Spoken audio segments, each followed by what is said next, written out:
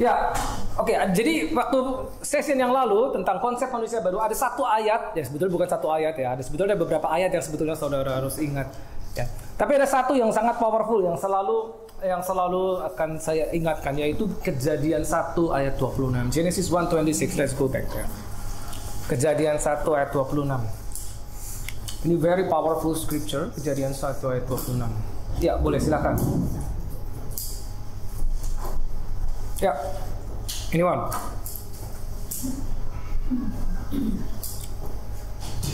Berfirmanlah Allah, baiklah kita menjadikan manusia menurut gambar dan rupa kita, supaya mereka berkuasa atas ikan-ikan di laut dan burung-burung di udara, dan atas ternak, dan atas seluruh bumi, dan atas segala binatang melata yang merayap di bumi. Ya, ada satu line, ada satu baris kalimat yang powerful. Ya, itu kan pada saat Bapa mempunyai ide, baiklah kita menjadikan manusia serupa dengan gambaran kita. Dan habis itu biarkanlah apa? Supaya apa? Supaya mereka, bukan supaya kita. Supaya mereka, supaya si ciptaan itu berkuasa. Jadi dengan mengatakan supaya mereka berkuasa dan bukan supaya kita, berarti titik itu Allah Bapa telah membatasi dirinya. Tanda kutip, wah saya nggak bisa ikutan. Karena supaya mereka. Lain kalau kalimatnya supaya kita berkuasa.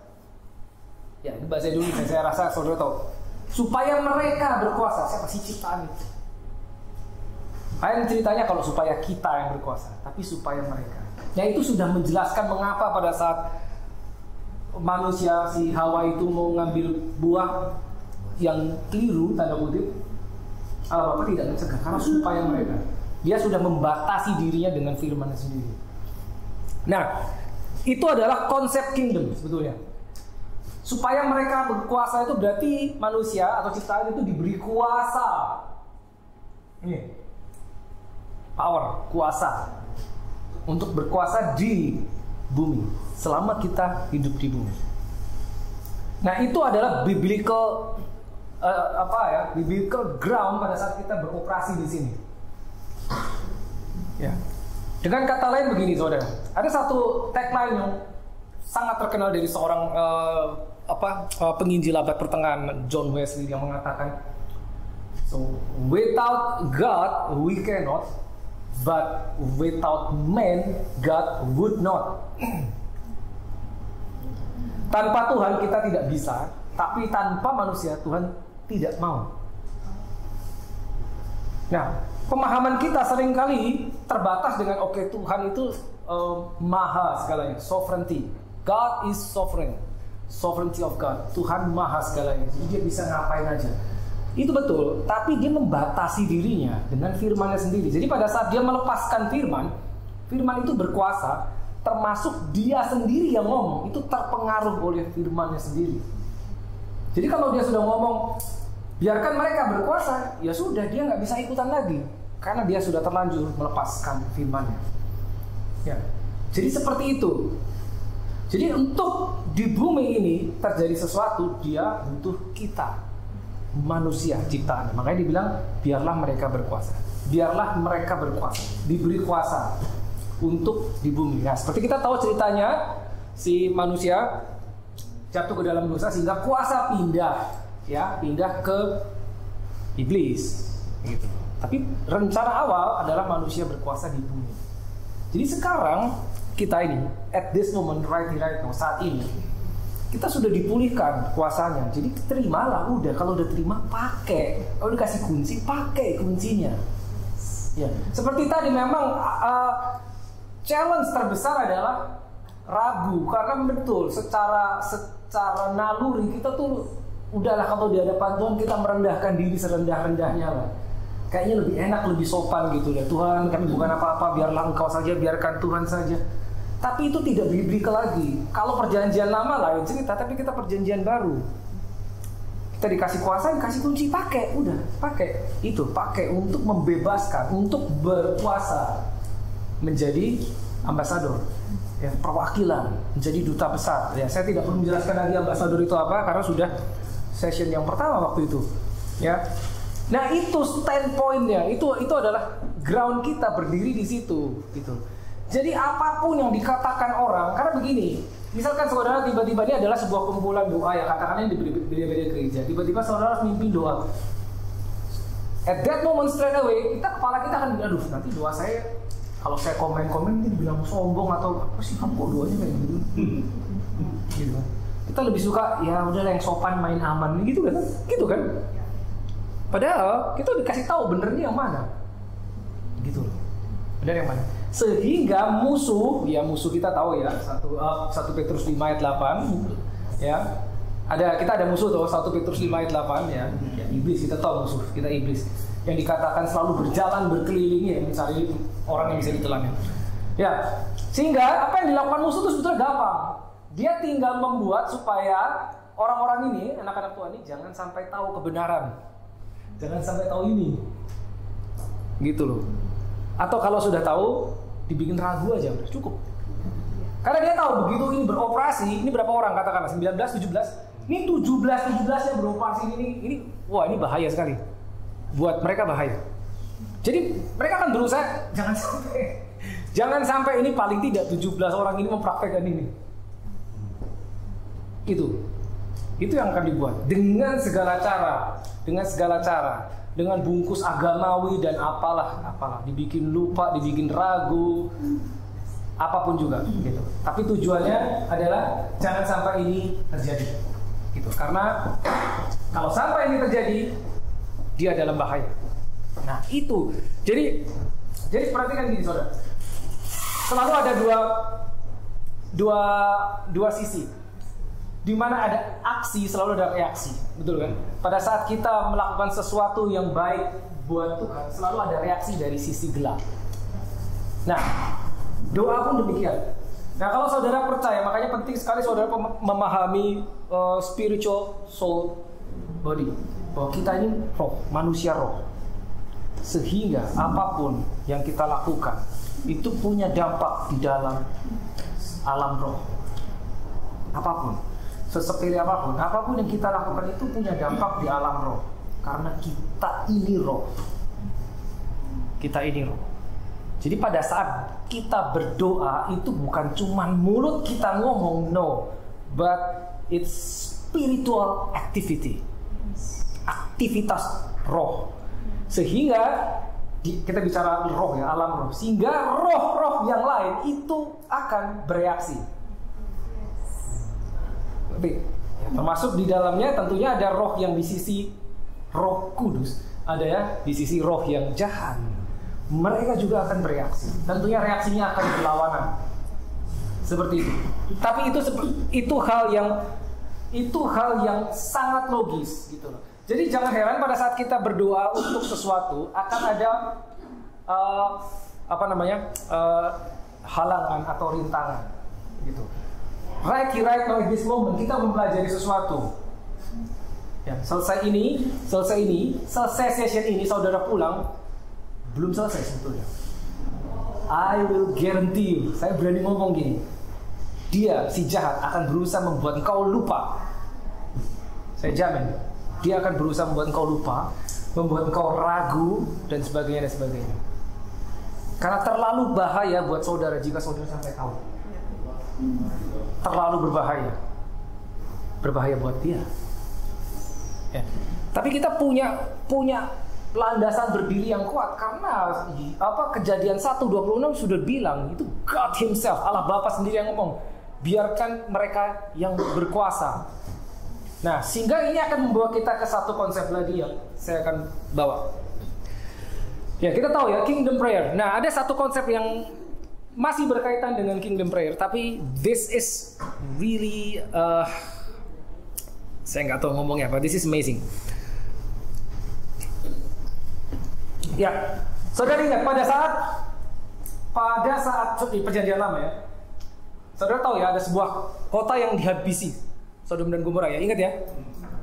Hujan api belerang. Ingat pada saat sebelum Allah menurunkan penghakiman atas satu kota, itu kota habis toh. Sampai penduduknya habis kan. Saudara ingat gak ceritanya? Dia ngomong sama siapa?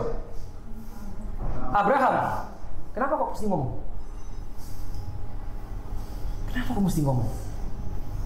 Dia ngomong apa? Kenapa? Karena Abraham adalah perjanjian satunya yang Abraham, betul, Abraham orang benar gitu loh. Tapi perhatikan baik-baik. Pernah kepikir gini nggak? Dia bisa aja langsung habisin aja itu kota. Dia pakai cerita lagi sama Abraham, sehingga memberikan peluang. Perhatikan baik-baik, memberikan peluang, kesempatan buat Abraham untuk negosiasi, tawar menawar. Kalau ada 50 orang benar aja, oh enggak, saya nggak akan undang di sini. Kalau turun tuh, all the way down, 50, 40, terus sampai 10 terakhir.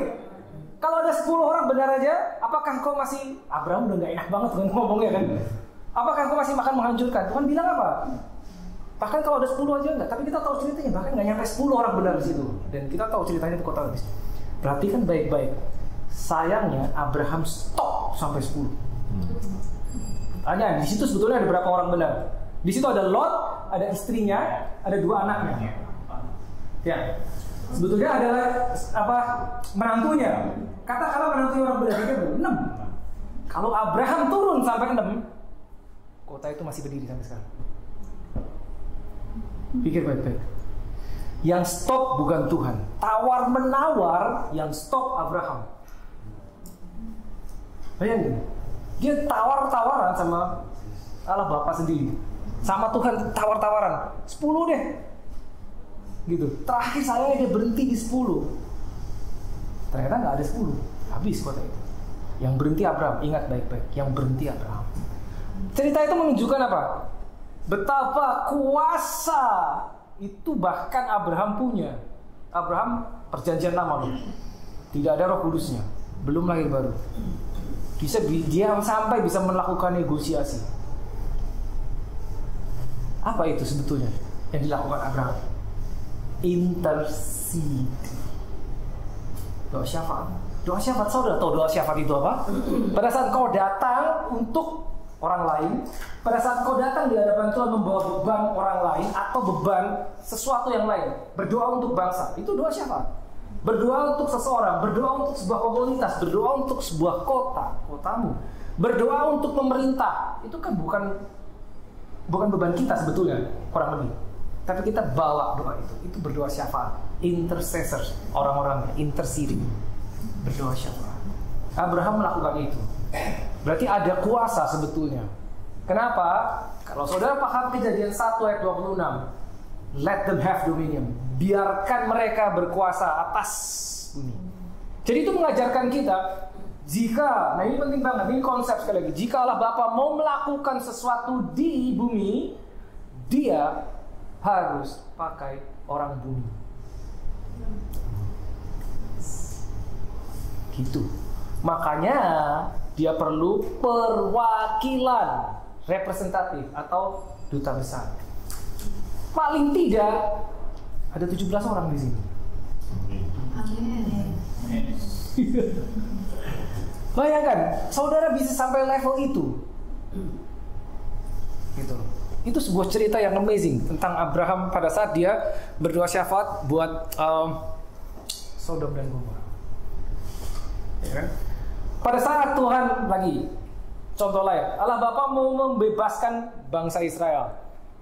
Dia cari siapa? Musa. Bilang, "Oh, ini teriakan bangsa ini sudah sampai kepada aku. Aku perlu kamu untuk bebasin." Apa susahnya buat dia bebasin? Bebasin aja. Menjungkir balikan Firaun dengan pasukannya gampang, tapi kenapa mesti pakai orang? Karena dia butuh orang bumi. Karena dia butuh orang bumi. Oke, perjanjian baru. Saudara ingat cerita Petrus dan Cornelius. Cornelius itu orang Romawi, ya. Cornelius itu orang Romawi, orang yang punya kedudukan di militer di Roma. Di orang Romawi, tapi dia di Israel. Dia orang percaya. Cornelius berdoa, ya, dan apa? Tuhan mengutus Petrus. Petrus ada di kota lain, ya. Cornelius bilang, kamu kirim orang ke kota tersebut, ya, Yope, ya. Di sana ada orang yang namanya Petrus tinggal di rumah ini, gini, kamu kirim orang, suruh dia datang. Pada saat yang sama Tuhan ngomong sama Petrus, nanti kamu akan didatangi orang yang ajak kamu ke rumahnya Cornelius, ikut sama dia. Lalu mereka dipertemukan. Bertanya, bukankah lebih mudah, lebih cepat, lebih ekonomis kalau Tuhan nyuruh malaikat? Nih, Cornelius lagi berdoa. Jawab doanya, suruh malaikat supaya dia terima Yesus, percaya Yesus. Tapi yang diutus manusia. Karena untuk melakukan sesuatu di bumi dia harus pakai orang bumi. Makanya dia perlu ambasador, dia perlu perwakilan. Setiap kita berpeluang untuk menjadi perwakilan, menjadi ambasador. Kenapa? Kita punya Roh Kudus, kita punya status sebagai anak. Ya. Kita adalah orang-orang kudus. Tinggal mau nggak kita jadi perwakilannya? Ya. Kita mau apa enggak? That's the next level, perwakilannya. Jadi doa itu bukan, sekali lagi, ini sudah jauh ya, kita udah jauh dari sini ya. Ya, bukan cuma minta, udahlah itu udah jauh lah. Bukan cuma minta, tapi kita bisa command dan kita bisa berdiri sebagai perwakilan Dia. Karena kita tahu Dia perlu kita. Nah ini bukan nyombong, karena it's in the Bible. Kita kalau bilang oke, Tuhan perlu kita. My God, that's amazing. Tuhan perlu kita, bukan nyombong. Enggak, memang begitu Alkitab berkata. Gitu. Bumi ini diciptakan itu domainnya manusia. Tujuan Dia menciptakan bumi, diberikan kepada manusia sebagai domain tempat hidup, adalah supaya apa? Ingat, supaya bumi ini seperti surga. Makanya doanya, jadilah kehendakmu di bumi seperti. Jadi itu goalnya. Pokoknya bumi ini harus kayak surga. Caranya gimana? Caranya adalah pakai orang-orang bumi, orang-orang yang mau jadi perwakilannya, sehingga membuat bumi ini jadi seperti surga. Jadi doa kita itu bisa sampai ke level itu. Level ini maksudnya. Saya tahu Tuhan perlu saya. Saya tahu Tuhan perlu saya untuk melepaskan firman-Nya, karena saya orang bumi dan di dalam diri saya dikasih mesin surga, Holy Spirit. Jadi Dia perlu saya.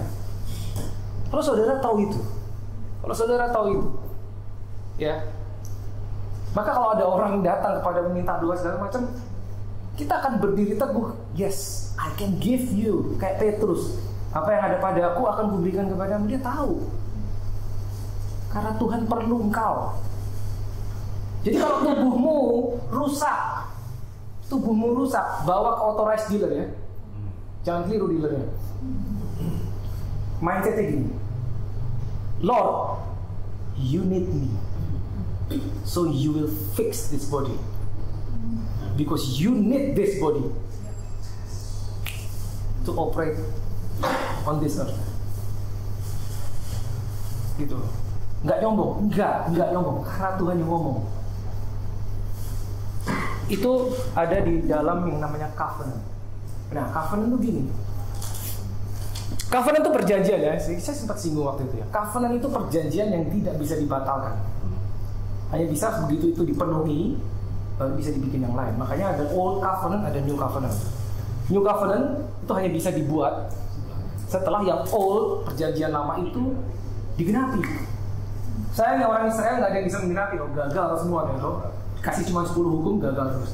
Maka perlu satu orang Israel yang sempurna, yang menggenapi. Satu orang ini mewakili seluruh orang Israel, maka itu dianggap setelah digenapi, maka bisa dibikin yang baru, perjanjian baru. Juga melalui diwakili satu orang ini, Yesus orangnya. Nah, kita harus tahu kita berdiri di situ. Itu New Covenant. Gitu.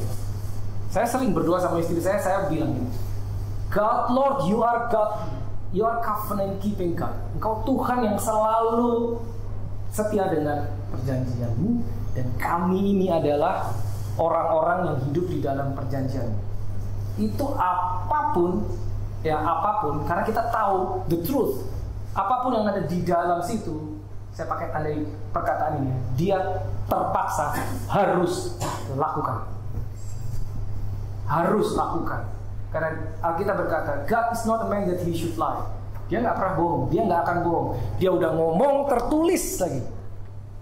Perjanjian, dia pasti harus terpaksa genapi. Jadi kita hidup di dalam mindset perjanjian baru itu bukan mudah-mudahan, enggak. Mudah-mudahan, nggak bisa, nggak ada, itu bukan kita. Jadi saudara nyadar betapa pentingnya saudara tahu di sini. Betapa pentingnya.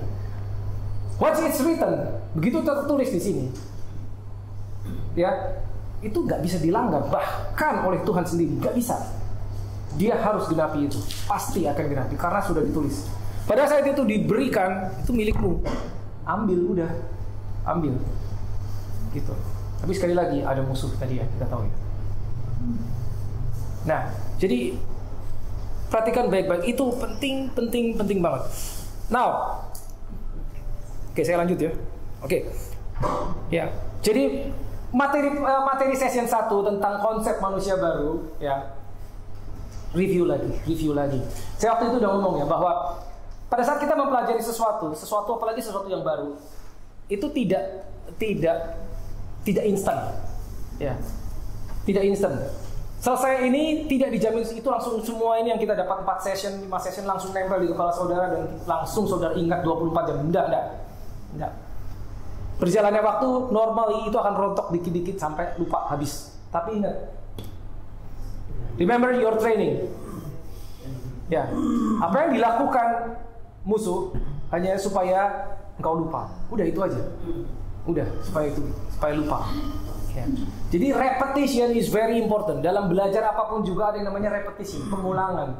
Jadi review lagi sampai benar-benar itu masuk dan menjadi bagian dari konsep kita. Kita tahu manusia baru, konsep kita, gitu loh. Ya, saya nggak tahu, mungkin someday saudara yang akan berdiri, saudara membagikan ini ke orang, tapi sesuatu yang berharga, ingat, itu pasti akan dicuri, pasti akan berusaha dicuri oleh pencuri. Ya. Caranya dibikin lupa, paling populer dibikin sibuk. Udah, itu aja. Ya. So please keep that. Keep, ya. Now, halangan. Kita kan bicara tentang hindrance, halangan, challenge, ya. Apakah yang akan kita hadapi? Jadi ingat ya, Kingdom Prayer ini saudara jadi partnernya Tuhan. Ya mungkin kata partnernya Tuhan itu menjadi satu bahasa yang terlalu besar. No, it's true. Itu benar. Partnernya Tuhan. Tuhan butuh partner di bumi ini. Ya, saudara akan jadi partnernya Tuhan dalam doa. Ya, Abraham bisa, saudara bisa juga. Lalu apa aja halangan? Ya ingat 1 Petrus 5 ayat 8 ya, ada musuh kita yang selalu berusaha untuk menghalangi dan dia akan berusaha mencuri sesuatu yang berharga. Now, yes. Nah, seperti tadi saya sudah sampaikan, halangan terbesar adalah keraguan, ya, keraguan. Karena pada umumnya manusia itu seringkali tidak merasa secure atau malu atau apa jika dia terlihat beda sendiri. Ya, beda sendiri. Misalkan hari ini saudara sudah tahu, sudah belajar sesuatu yang alkitabiah, dan saudara percaya, oke, ini benar. Pada saat saudara mempraktekkan, saudara tahu kelilingnya, sekeliling saudara, kiri kanan saudara nggak ada yang begitu doanya, nggak ada yang begini semua. In that moment, in this split second, nih kepala kita akan pikir, aduh, gimana nanti kata orang, ya kan, ragu. Gimana nanti kalau saya dibilang begini, dibilang apa, dianggap aneh dan seterusnya. Itu akan terjadi. Saya jamin itu akan terjadi. Tapi pilihan ada pada kita. Ya, it's not about being good in front of people, but being right. Itu yang penting. Itu yang harus kita ingat. Being right, akurat, apa yang Alkitab ajarkan kepada kita. Itu. Sekali lagi kita yang kita cari itu pada saat doa itu resultnya dan apa resultnya. Ya. Jadi itu halangan yang paling besar. Ya. Terus Satu lagi, tidak punya waktu untuk latihan. Ya. Itu dalam proses belajar mengajar itu problem. Tidak punya waktu latihan atau tidak punya waktu belajar. Saya sudah sampaikan tadi bahwa you need to practice. Saudara perlu latihan untuk membiasakan sehingga doamu berubah. Berangkat dari mindset, pemahaman, ya. Ingat, knowledge sudah kaya, lalu understanding. Begitu ini mengerti, praktekkan, maka akan datang wisdom. Ya. Tidak punya waktu latihan. Nanti kita akan praktek ya. Jadi saya akan poin beberapa orang, kayak kamu berdua untuk ini. Oke. Ya. Jadi harus latihan. Dari mana? Gimana latihannya? Grup paling kecil apa? Saudara punya FA, latihan di situ, praktekkan. Praktekkan. Ya, ingat, ada risikonya, ada. Saya tidak akan berpura-pura tidak ada risikonya. Tadi saya sudah sampaikan, risikonya apa ya? Mungkin orang akan pikir, kok dia begitu sih doanya. That's okay, Tuhan yang suruh. Sombongkah? Tidak, Tuhan yang suruh. It's biblical, it's in the Bible. Comes knowledge, understanding. Praktekan. Yang kita cari result, ingat, yang kita cari result, bukan pujian manusia. No, biarkan mereka ngomong apa. Yang penting result. Gitu. At the end of the day, mereka akan lihat pada saat mereka butuh doa, engkau yang dipanggil. Meskipun pertama dibilang, dia doanya gini aneh. Saya alami gitu saudara, dulu waktu di Indo. Ya diomongin kiri kanan depan belakang. Tapi pada saat mereka familinya sakit juga, mereka kontak saya juga yang disuruh doainnya. Gimana? Akhirnya mereka tahu juga gitu kan. Tapi kita harus selalu itu, that's okay, nggak apa-apa. Kayak gitu ya. Jadi harus ada waktu untuk latihan. Praktek sampai seluruh jiwa ragamu setuju dengan konsep ini. Ingat ya, ini konsep. Ya, konsep itu harus kita pegang selalu. Oke, now saya masuk praise in prayer. Praise in prayer. Ya, praise itu kita bicara pujian. Ya, nanti sebetulnya ini ada hubungan dengan pujian dan penyembahan, materi praise and worship. Praise and worship ya, itu sebetulnya tidak bisa dipisahkan dengan doa. Makanya seringkali PPW, double PW. Prayer, praise and worship. Doa, pujian dan penyembahan. Nah, di dalam doa sekali lagi pada saat kita ingat ya, segala jenis doa itu sebetulnya that's okay. Tuhan tidak marah because He is good. Nah, pada saat kita membawa sesuatu di hadapan Tuhan, ya. Meskipun kita commanding, ya. Kita tetap punya hubungan sama Bapa. Sehingga tidak menutup kemungkinan juga bahwa kita perlu sesuatu, kita minta, but not begging dalam arti mentally kita beg karena kita nggak punya. Tapi kita datang, kita minta karena kita tahu dia sumbernya dan kita punya hubungan sama dia. Udah beda itu saudara, udah beda. Kalau ini begging, Tuhan tolonglah, berilah, berkatilah, itu ada di dalamnya ada unsur mudah-mudahan. Kiranya engkau mengabulkan doa kami. Ngerti gak sih? Kiranya. Berarti ya barangkali, mudah-mudahan. Tidak lagi seperti itu. Pada saat kita perlu sesuatu sama Tuhan, sebetulnya di dalam konsep kita tahu dia sudah memberikannya. Ya, jadi ingat baik-baik itu. Jadi makanya karena kita tahu dia telah memberikan, telah ya. Mentalitas perjanjian baru itu telah. Karena kita tahu dia telah, maka ada praise. Praise itu apa? Thankfulness. Rasa ucapan syukur, terima kasih. Pada saat saudara dijanjikan sesuatu, ya. Misalkan tiba-tiba ada orang datang kepada saya, misalkan Edi datang kepada saya bilang, "Oh, Komen, besok saya traktir makan." Oke, thank you. Saya akan bilang thank you, makanannya belum nyampe. Tapi saya udah thank you dulu toh. Ya. Karena saya tahu dia nggak akan bohong. Gitu loh. Sama, pada saat kita berdoa pun begitu. Praise itu selalu datang sebelum provision. Praise itu selalu datang selalu kita naikkan sebelum jawaban doa kita terima. Itu adalah bentuk rasa percaya kita bahwa dia pasti, bukan mudah-mudahan, pasti.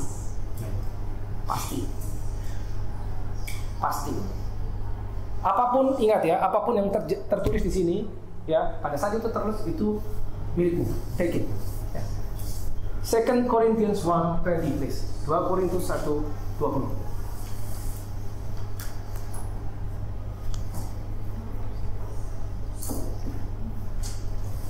2 Korintus 1:20. Ya. Sebab Kristus adalah ya bagi semua janji Allah. Itulah sebabnya oleh Dia kita mengatakan amin untuk memuliakan Allah. Dan itu udah semuanya udah ada. Sebab Kristus adalah iya untuk apa? Semua janji. Apa itu janji? Ini. Ingat ya, janjinya itu yang di sini ya. Jadi kita nggak boleh ngarang-ngarang loh janjinya. Ya. Istilah oke, aku aminin aja, aku aminin aja. Wait, ntar dulu. Ada nggak di sini yang mau kita aminin itu ada nggak? Kristus adalah iya dan amin. Tapi ada nggak di sini yang mau kita amin? Kalau itu nggak ada di sini, oh itu ngarang. Harus tahu bahwa apapun itu ada di sini yang kita doakan. Maka itu milik kita. Kita bisa aminkan. So be it, terjadilah. Kristus adalah iya, bukan mudah-mudahan. Yes. For all the promise of God, are yes and amen. Yes and amen. Tapi kita bicara yang tertulis. Yang tertulis. Makanya, ya Efesus 2 ayat 8 berkata gini, you've been saved by grace through faith. Itu powerful. You've been saved by grace through faith. Maksudnya gini, saudara. Kita diselamatkan by grace. Ya kan? By grace. Kita diselamatkan by grace kan, kasih karunia. Through faith. Jadi maksudnya gini, faith itu seperti kuncinya tadi loh, seperti aksesnya. Tapi kunci itu hanya bisa mengakses segala sesuatu yang sudah disediakan by grace. Jika itu belum disediakan by grace, maka faith itu tidak bisa mengaksesnya. Jadi iman kita bukan membabi buta, pokoknya aku imanin aja. Enggak, kita tahu, oh itu ada di Alkitab. Berarti itu bagianku, saya bisa imani. Sudah disediakan by grace, through faith, melalui iman, aksesnya. Seperti itu. Ya, seperti tadi 2 Korintus 1:20 ya, semua janji Tuhan adalah ya dan amin. Itu 2 Korintus 1, 2 Korintus 1, 2 Korintus 1:20. Ya, maka kita berani menaikkan pujian, kita berani menaikkan ucapan syukur. Ya, it's powerful. Ucapan syukur itu powerful. Itu adalah langkah iman. Ya, saya kasih contoh yang tadi. Edi tiba-tiba menjanjikan saya, ini contoh. Kamu besok saya ajak makan. Saya bilang, thank you banget Edi. Jam 2 siang ya, oke jam 2 siang.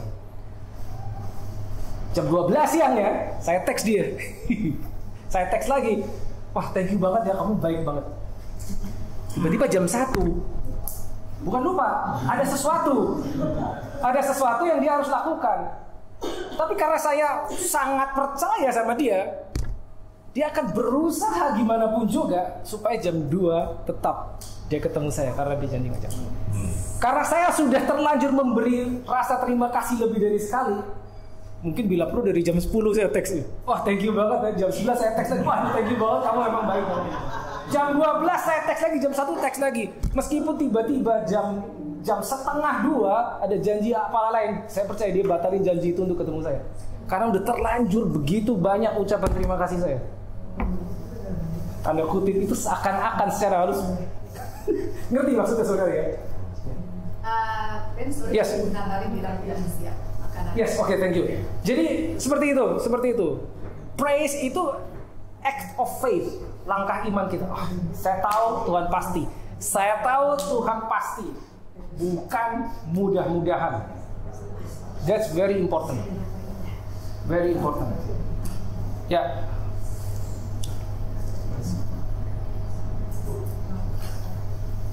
Satu lagi, tanggung ya. Satu lagi aja. Satu dikit lagi. Ya, tadi praise. Lalu gunakan firman Tuhan dalam doa. Nah, ini penting sekali, saudara. Kita sudah belajar ini in the prayer. Lalu kita belajar commanding. Ya, memerintah dan bukan begging. Dan kita harus tahu firman Tuhan. Ya. Karena ini apa, saudara? The word of God is spirit dan life. Ini adalah roh dan hidup. Nah, saya ulang tadi yang pertama, bahwa karena pada saat saudara tahu bahwa saudara ini roh, manusia roh, sehingga aktivitasmu itu akan mempengaruhi alam roh. Aktivitasmu akan mempengaruhi alam roh. Nggak kelihatan, but you know that you know. Jadi begini, pada saat kau berdoa, gunakan firman. Pelaksana firman itu kuat. Malaikat, kalau saudara baca Efesus 3 ayat 10, malaikat itu belajar dari kita loh.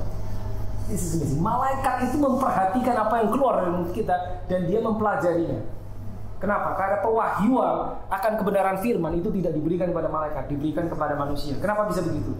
Karena yang mirip Allah Bapa kita, bukan malaikat. Manusia itu mirip banget, saking miripnya. Saya nggak perlu ulang ya, sisi waktu itu udah ada. Sehingga kemampuan untuk memahami revelation itu diberikan sama manusia, bukan sama malaikat. Bukan. Malaikat hanya bisa berkeliling tahta sambil berteriak holy, holy, holy. Tapi God Himself melalui Yesus bilang you live holy. Dia nggak ngomong gitu kepada malaikat, karena revelation diberikan kepada manusia. Sehingga apa yang kita keluarkan, malaikat mencatat, mempelajarinya. Jadi saat berdoa, commanding terutama kingdom prayer, gunakan firman Tuhan. Apa yang sudah diberikan, apa yang sudah tertulis, ya kita ambil, taruh di dalam mulut, kita lepaskan. Itu yang dilakukan Yesus. Maka Yesus bilang ada tertulis, ada tertulis, ada tertulis, ada tertulis, ada tertulis. Begitu itu kita lepaskan, mau nggak mau pelaksana firman itu dia harus jalan melaksanakan apa yang kita omongin. Gak usah berbasa-basi, gak usah berbusa-busa, karena kita bukan ngarang. Ada di sini. Kita ambil, taruh, lepaskan. Maka ada pelaksana yang akan menjalankannya. Nah, kita bilang firman Tuhan tidak akan kembali sia-sia, toh? Gak bakal sia-sia. Begitu itu kita lepaskan, pasti jadi. Tapi firman, bukan ngarang. Firman. Jadi di titik ini saudara sudah tahu betapa krusialnya, betapa pentingnya memahami isi Alkitab. Ya, kalau kita mau belajar doa kita akurat, kita harus tahu isinya apa. Apapun area kehidupan, apapun problemnya, tentang apapun. Salah satu kalau kami berdua yang selalu kami declare tiap hari itu selalu protection, perlindungan kuasa Tuhan dan kesehatan, healing. At least dua itu selalu, tidak pernah absen. Setiap hari, pasti. Benar-benar pasti, itu pasti. Gitu loh. Kita harus lepaskan itu. Ya, nanti kita praktek, kita coba gimana sih? Bagaimana doa tentang kesembuhan ya, untuk keluargamu? Bagaimana supaya keluargamu, ingat, supaya keluargamu nggak sakit-sakitan. Remember, saya harus sampaikan ini saudara. Jika ada anggota keluargamu yang sering sakit, perhatikan dalam satu tahun, watch this carefully, dalam setahun, siapa yang sering sakit di dalam keluarganya? Yang sering sakit berulang atau lemah sehingga sering sakit. Saya beritahu saudara, that's not normal. That's not normal. Siapa yang sering sakit setahun, 2 kali, 3 kali, itu tidak normal. Itu tidak ada di Alkitab. Itu bukan bagianmu.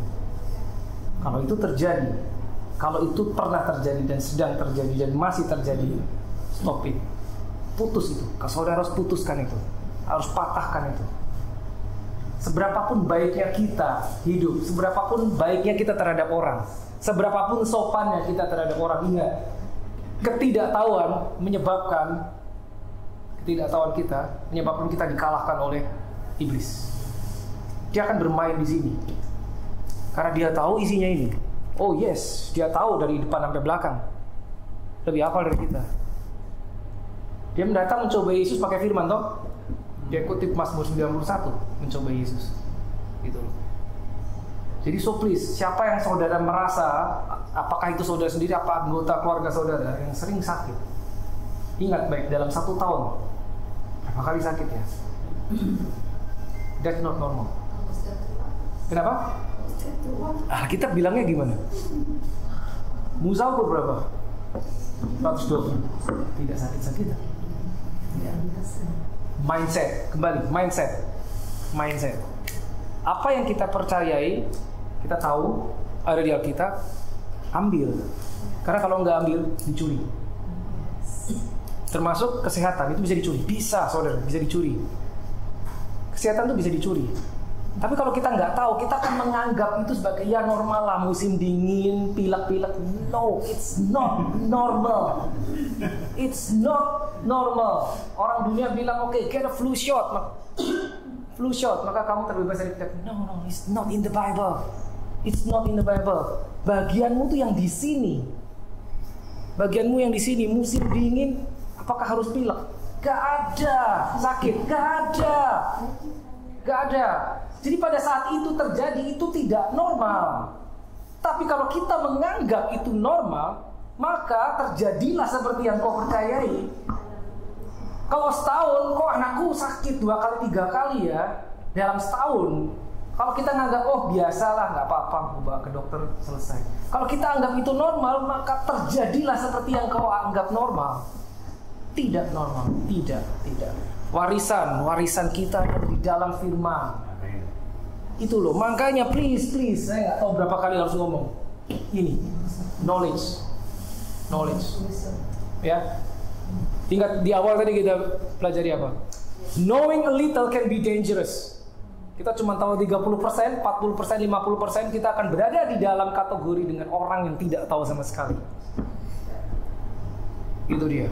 Kalau kita mau berdiri benar di dalam area perjanjian baru, kita tuh berdoa pakai nama Yesus loh, bukan dalam nama Musa toh.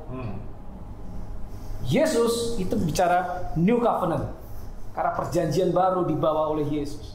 Perjanjian lama Musa. Kalau kita mau beroperasi di dalam perjanjian baru ini, kalau ini mah di perjanjian lama juga bisa. Kalau kita mau beroperasi di dalam perjanjian baru, lalu doanya ditutup dalam nama Yesus kok. Kita nggak bisa pulang ke sini, nggak bisa. Mindset kita nggak bisa perjanjian lama, doa kita dalam nama Yesus. Lain kalau doa kita dalam nama Musa, kita balik ke perjanjian lama. Kita harus tahu perjanjian baru, apa yang jadi milik kita, apa yang jadi bagian kita, apa yang telah diberikan, apa kuasa kita, harus tahu. Kalau enggak, nama Yesus nggak ada kuasanya.